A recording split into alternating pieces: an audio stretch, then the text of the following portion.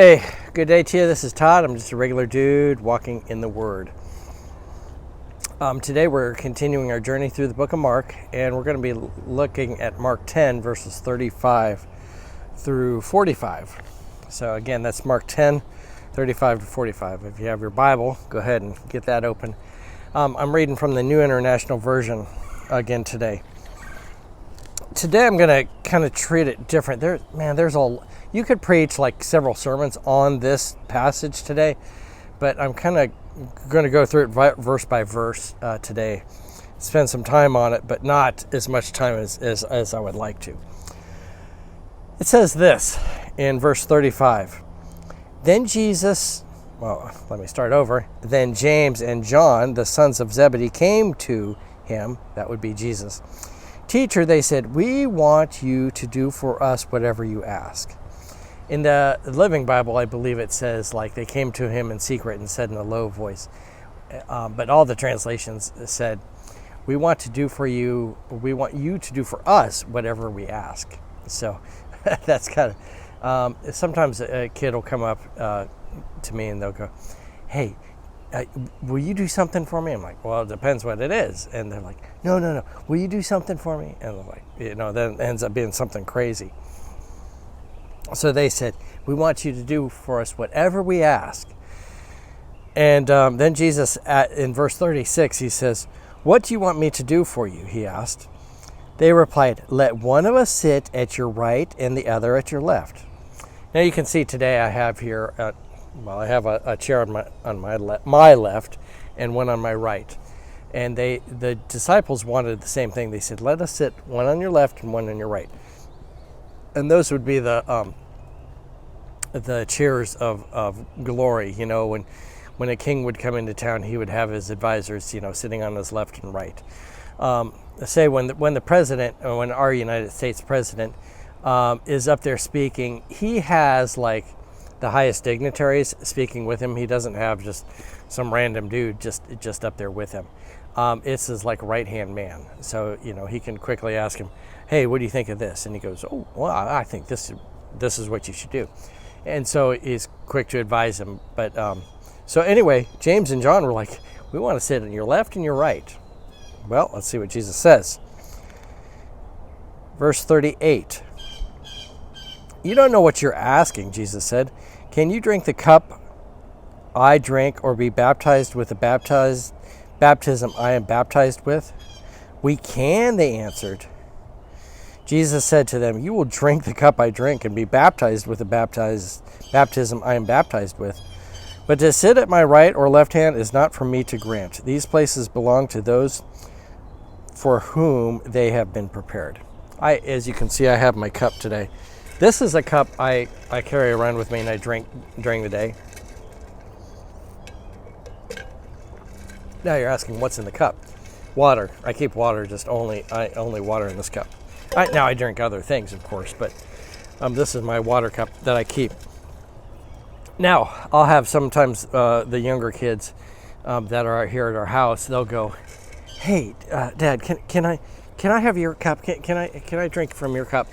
I'm like, you can't handle this cup. Well, first of all, you can't lift it because it's kind of heavy. I like it. It's insulated and it keeps you could have ice in here and have it, ice still in it the next day because it keeps it that cold. It's nice and insulated. So, first of all, the child usually can't lift it. And then if they actually drink from this cup and try and drink all of it, they'll be peeing for the next few days because there's so much liquid in this cup. They can't drink it, okay? So Jesus asks the same type of thing. He said, can you drink from the cup that I'm drinking?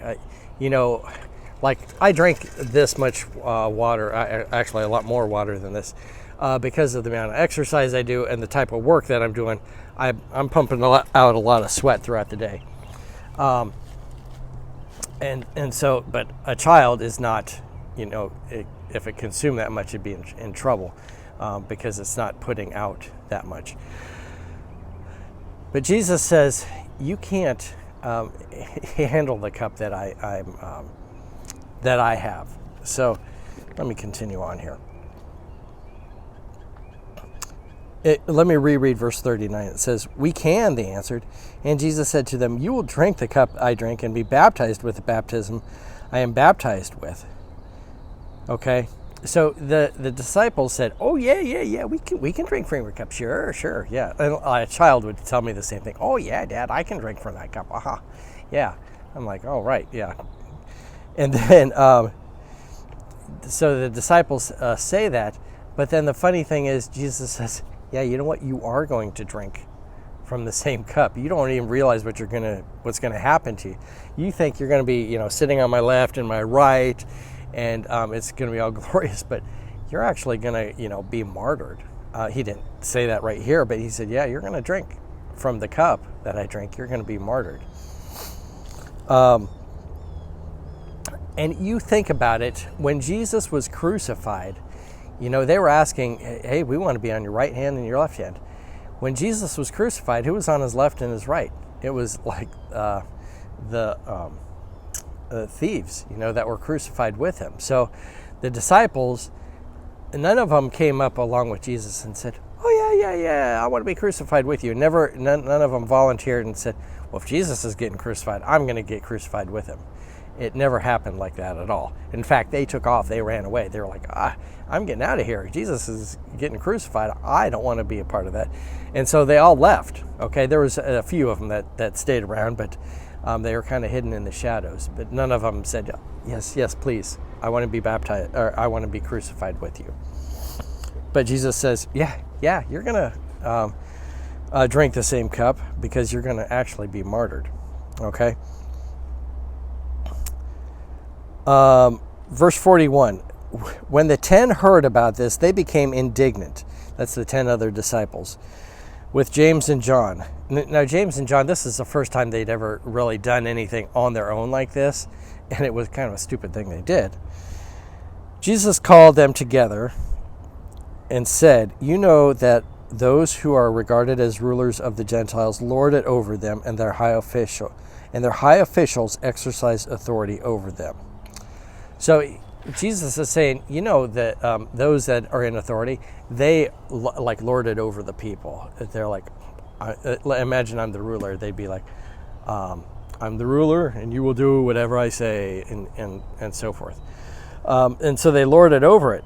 But Jesus says this, not so, in verse 43, "Not so with you. Instead, whoever wants to become great among you must be your servant. And whoever wants to be first must be slave of all." Ouch. Whoever wants to be great has got to be a servant, and then slave of all. Like slave of all, like you have a class of slaves and stuff, like the doorman who's up higher than the one who's washing dishes, and then there's the one that's cleaning out the toilets and everything else. And that slave of all is the guy that's cleaning out the toilets, okay? And whoever wants to be first must be slave of all. For even the Son of Man did not come to be served, but to serve and give his life as a ransom for many. Jesus didn't, at the end of Jesus' life, he wasn't going, come and see how great I am. No, he wasn't like that. In fact, he was crucified, and he even gave his life up to be sacrificed for us and be crucified for us. So that was the ultimate thing. He didn't come to be the next King Herod or Pontius Pilate or the next emperor of Rome, like people expected, okay? He came and he was a servant of all. He was serving. He was washing those disciples' feet, even 48 hours before he was to be crucified, washing their feet. And then he goes so far as to be killed for us and sacrificed for us. So that's like the ultimate thing. So just something to remember today to take away from this. There's many things you could take away from this. But the big thing is, if you want to be great in God's kingdom, you need to be servant of all. That's the bottom line. If you want to be great in God's kingdom, be the servant of all. So Lord's blessing to you. Thanks for watching, and we will continue our journey through the book of Mark tomorrow. See you then. Blessings.